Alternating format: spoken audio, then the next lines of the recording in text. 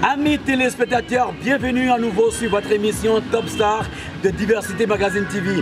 Nous sommes bel et bien actuellement à Ouidah. C'est avec le club Havana Salsa que nous nous sommes rendus, bien sûr, dans la cité historique. Vous le connaissez, hein? C'est un véritable club qui nous amène ici, le numéro 1 des clubs à Cotonou, bien évidemment. Il faut dire que nous sommes ici dans l'optique de pouvoir visiter la cité.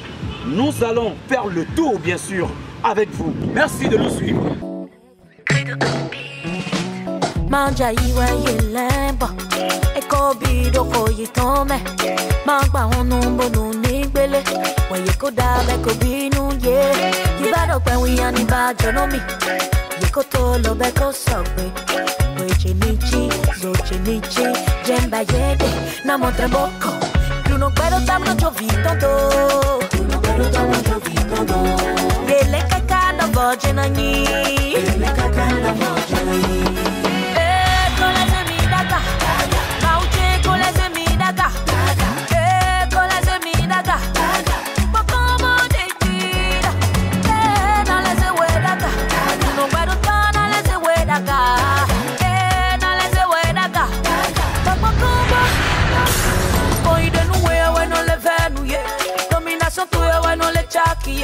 Marche tu ya gae ya wano venu ye ve akwado kote ya wano nakbo ye na iwe soto ina bla bougie do bona no sabote bo foku le no do pagege tu no better tamno jovitondo tu no better tamno jovitondo yele kakana vojenani yele kakana vojenani oh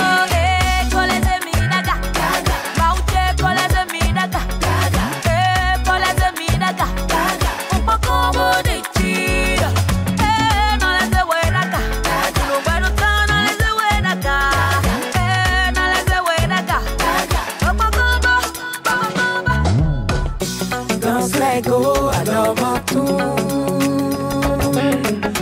They know I know we don't go on. Dance like go, I love my tune. They know I know we don't go on. Dr. Kiwoku, Fire Fires. Everybody are prêt? Yes. Stop.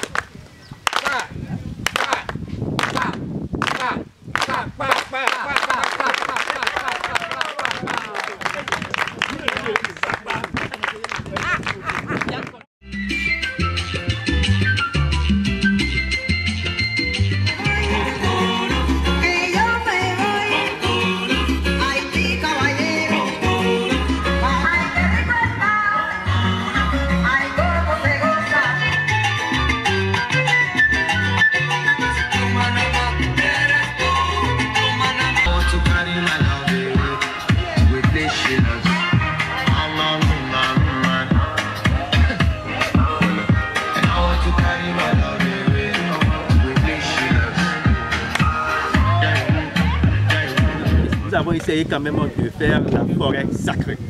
Nous avons fait la forêt sacrée et quand on parle de la forêt sacrée, et là on se réfère directement au père fondateur de la ville de Ouidah, qui est le roi Passé, le deuxième bien sûr, qui n'est pas mort, mais lui s'était transformé en un arbre dans cette forêt sacrée là.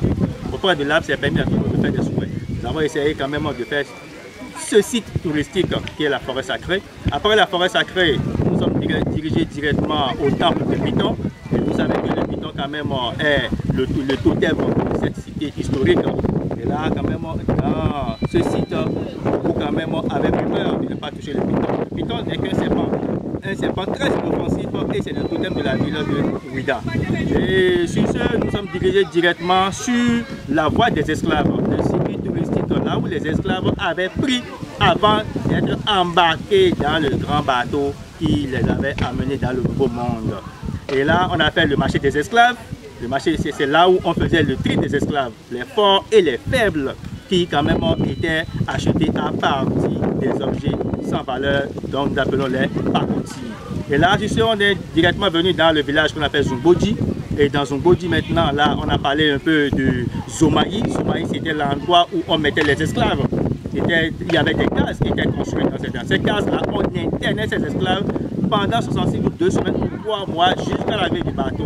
On a parlé également de la fosse commune. La fosse commune, c'est une grande fosse qui était creusée de 12 mètres de profondeur. C'est dans cette fosse-là étaient jetés les esclaves qui mouraient dans les cages. Et ceux-là, étant vivants encore, on les jetait dans cette fosse le jour de leur départ. On a parlé également maintenant de l'arbre du retour. L'arbre du retour, c'est le dernier arbre du village autour duquel les esclaves tournaient le jour de leur départ. Et quand on parle de retour, il ne s'agit pas du retour physique, mais du retour spirituel. Après la mort de l'esclave dans le nouveau monde, que son âme ou son esprit revient maintenant au bercail.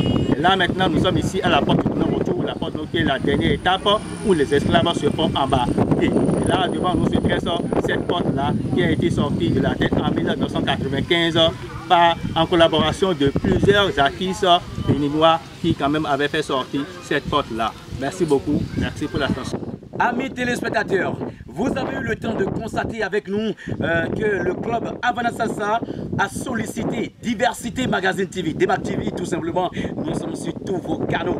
Il faut dire que nous avons eu le temps de parcourir tout ce qu'il y a comme cité, tout ce qu'il y a comme coin et recoin dans Ouida. Dans Ouida. Notre cher ami Arnaud, il nous a donné des explications hors pair, des explications qui ont trait à ce que nous avons subi dans notre pays.